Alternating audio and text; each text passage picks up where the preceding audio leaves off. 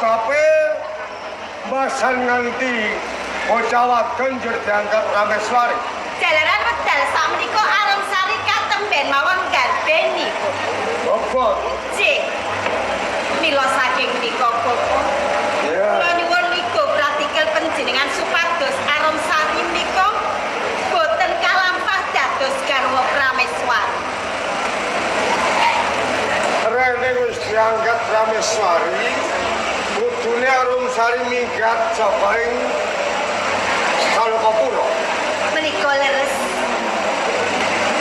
Ya. Rene nggih muridku sing gak golo-golo. Aja nganti kita sia marang sepadha padane urip.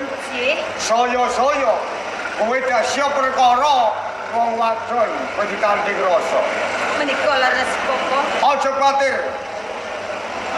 Mengko apa bakal cipta apa sing mati. Kados ngaten, Bapak. Rene wis bobot. Ben Arumsari mengko katundung saka negara nek aja kaget ya. Wonten napa, Cik, Bapak? Si ponang bayi sing di garbini dening Arumsari bakal tak tenung. Panjenengan tenung. Ya tenung mengko enak ya kita singkirke. Nah, kejaba saka kuwi kudu lincip tembung.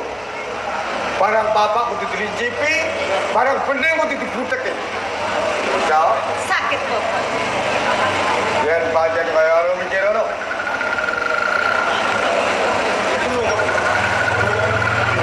Sang Turkaloka. Sang Turkaloka. Sang Turkaloka kula nyuwun. Wujudipun suges. Ganti.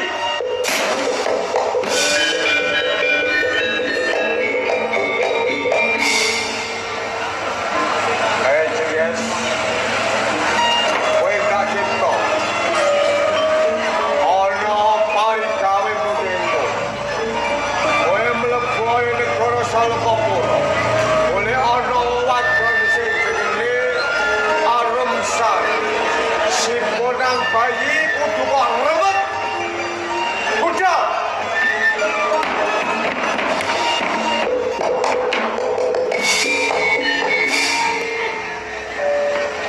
Ini Kula, Bapak. rungokke. Cik. Najan kepiye wae si ponang bayi ora bakal mati. Besok kalamun wis ngancik tatarane kan dewasa. Si ponang bayi sak tenung bakal wujud kaya denune. Ya. Lah, kowe akeh timbal. Kowe kudu segak kepawe-awe kudu api lamur aja kawis tor.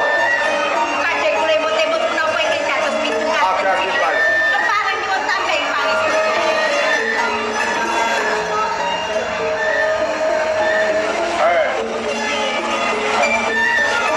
Yen pancen hukum ini kakak sio oleh para Salokapura. Ora cukup kulit bumi. Aku bakal cumaka Salokapura